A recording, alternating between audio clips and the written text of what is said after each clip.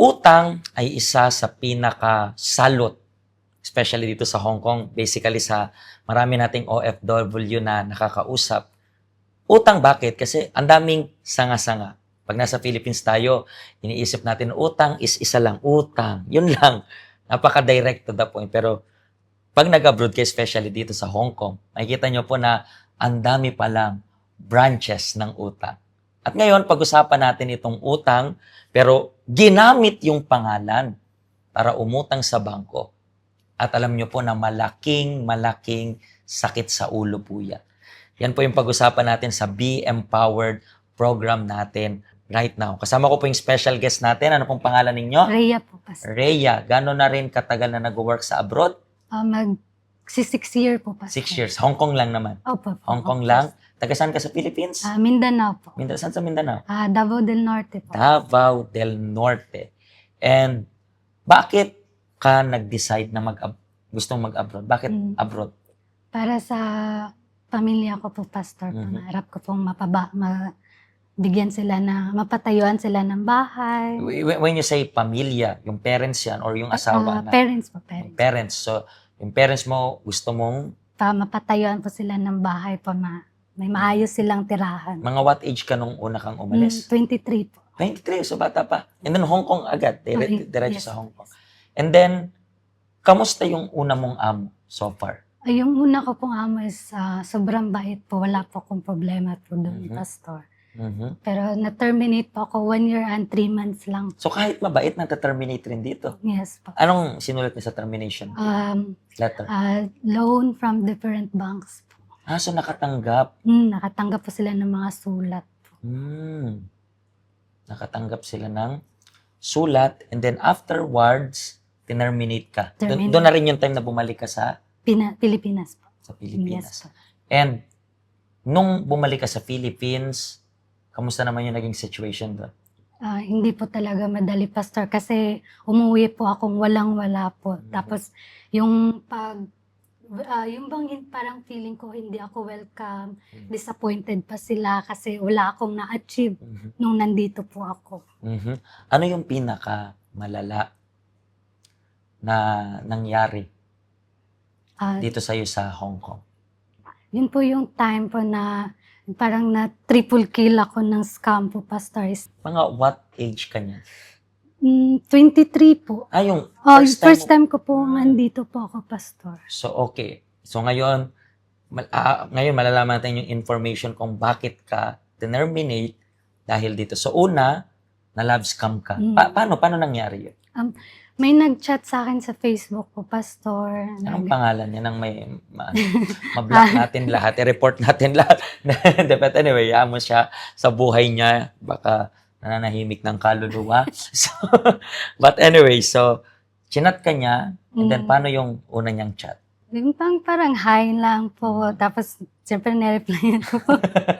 Nung nireplyan mo, paano ma-replyan? Hello?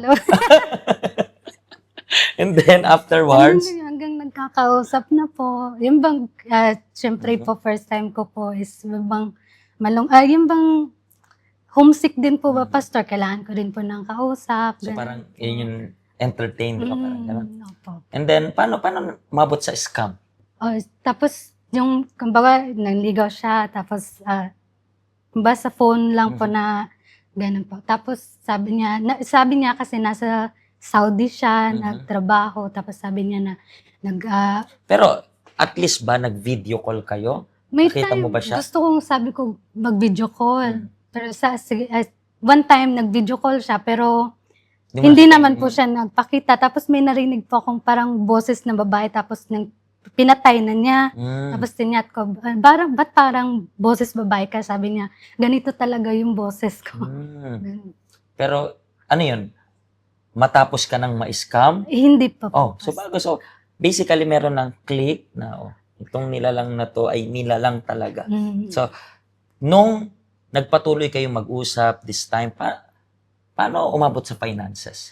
Kasi may 1 week din po siyang hindi nag-chat ng pastor. Tapos may isang time na may nag-message sa akin na nagpakilalang friend niya daw po. Tapos sabi niya na ganito si banggit pa. Ganito si Aris, nangyari, nagkasakit sa puso, Mhm. kailangan niya ng tulong.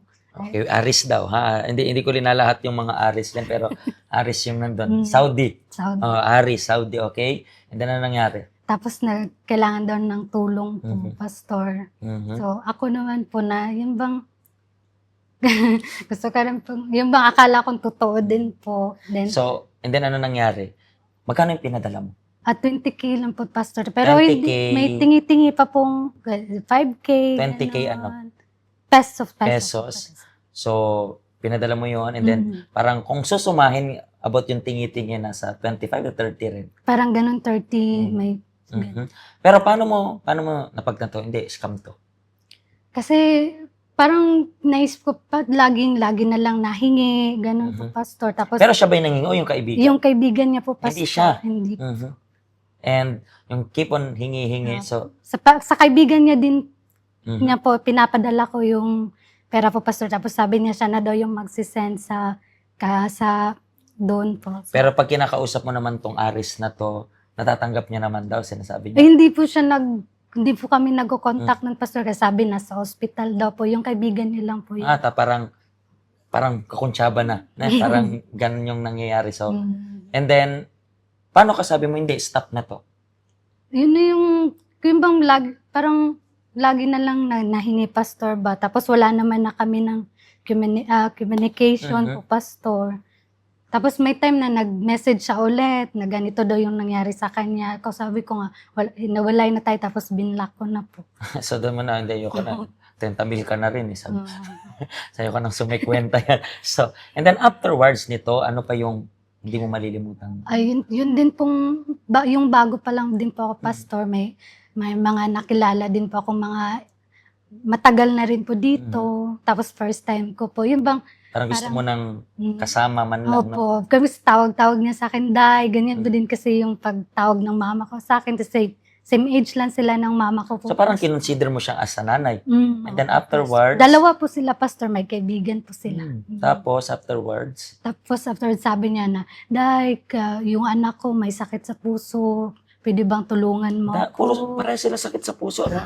Si Aris may sakit sa puso rin. Ito naman, Yung anak niya daw may po, sakit sa puso. pastor. And then, Sabi niya, nawalan kami ng kuryente, hindi pwedeng walang electric fan yung anak ko. Ito naman pong, yung bang, Siyempre, naawa ka. Emotion po, pastor. Siya, sige, kasi kahit wala naman po akong maibigay. Kaya So, sabi naman niya, VIP ako dito na bangko, Day, mabilis ka lang. Yan. so alam niya yung process rin, no?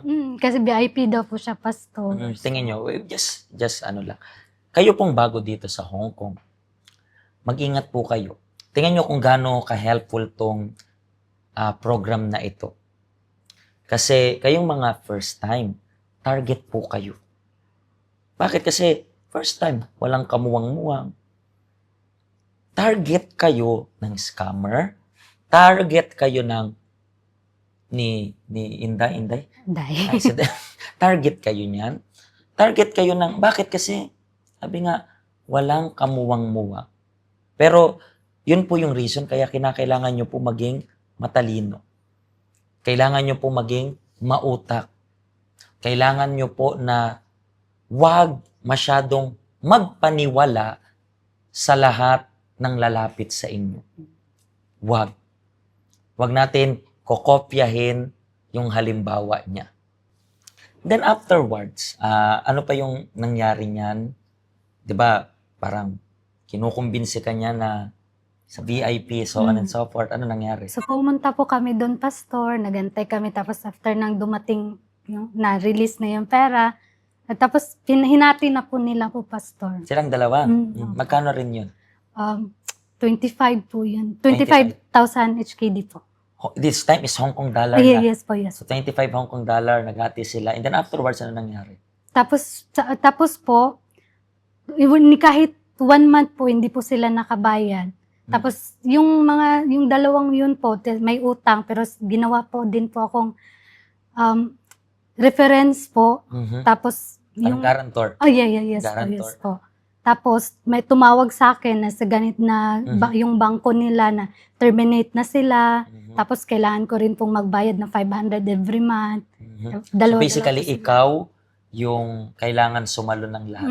Opo, Pastor. And afterwards, ano nangyari? After po noon is, ayun na, yung sahod ko is sobrang kulang na po, Pastor. Tapos hanggang sa, yung mga sulat is nagsidatingan na po sa bahay ng amo ko, hanggang yung amo ko rin po naka-receive. Tapos yun na po yung terminate na po ako ng amo ko po, Pastor. Ano rin yung, sa lahat ng problem na to, ano yung pinaka-lowest point ng buhay mo? Yun po talaga yung na-terminate ako, tapos yun bang may time po na gustong-gusto ko pong mabayaran po yun, Pastor, kasi sobrang bait po ng amo ko. Ayaw ko pong ma-terminate po ako kasi first time ko rin po ng Pastor. Ginawa ko po yung lahat-lahat ko po ng strength ko po na mabayaran, pero kahit gumawa na po ako ng mga bagay na hindi maganda po, Pastor, para mabayaran ko lang. Katulad po nung may time na nag-join kasi po ako ng dating apps po, Pastor. Tapos may time na may nag-message sa akin na about sex po, Pastor. Tapos bibigyan din po niya ako ng pera. So, mabot ka sa punto ng gano'n. Opo, Pastor. Can you imagine that? So, dahil lang sa problemang naging patong-patong na. No. Paano ka nakapunta dito sa help center? Sa kaibigan ko po, Pastor. And yung pumunta ka dito sa help center, paano nagbago? Kasi yung umpisang magbabago is yung way natin mag-isip. Paano nagbago? Ano yung mga process ng pagbabago sa isipan? First time ko po talagang napunta dito, Pastor, isa talaga yung tumatak sa akin is surrender. Kasi hindi ko naman po kayang i-handle lahat yun. So, sinurrender ko po lahat po yun hanggang sa, yun na po yung na-terminate po ako. Bumalik ako ng Pinas. Nung nakabalik po ako dito, yun po yung nag-church na po ako dito, pero hindi nga po medyo seryoso. And then, kailan ka napag-isipan na this time, kailangan ko nang magseryoso sa Diyos? Yun yung time na parang walang nagbabago pa rin na walang nag-improve po sa sitwasyon. So, napagod ka sa ganong sitwasyon. Opo. Gaano kahalaga para sa case mo? For example, syempre hindi na natin mababalik yung nakaraan. Pero gaano kahalaga yung help center? Especially kung papayuhan mo yung dating ikaw, na yung first time na ikaw dito na nagtiwala ka sa tao, kung papayuhan mo yung dating ikaw, anong ipapayo mo sa dating ikaw? May papayo ko po is yung wag pong magdesisyon base lang po sa emotion po natin. So tingnan ninyo, yan po ay mahalagang advice para sa inyo. Pinayuhan niya yung first time na siya, this time yan din yung payo niya para sa bawat isa sa inyo. May help center na handang tumulong sa inyo. Minsan alam niyo po ba, tatapatin ko po kayo, minsan gusto rin namin ma-encourage yung mga first time lang dito sa Hong Kong na mag-church. Believe me, yan rin po yung target namin. Bakit? Kasi ayaw naming maranasan ninyo yung naranasan niya. Na sinolusyonan yung mali ng isang mali. Yung help center, bukas para sa inyo. Kayo na nakagawa na ng mali, hindi mahalaga yung nakaraan.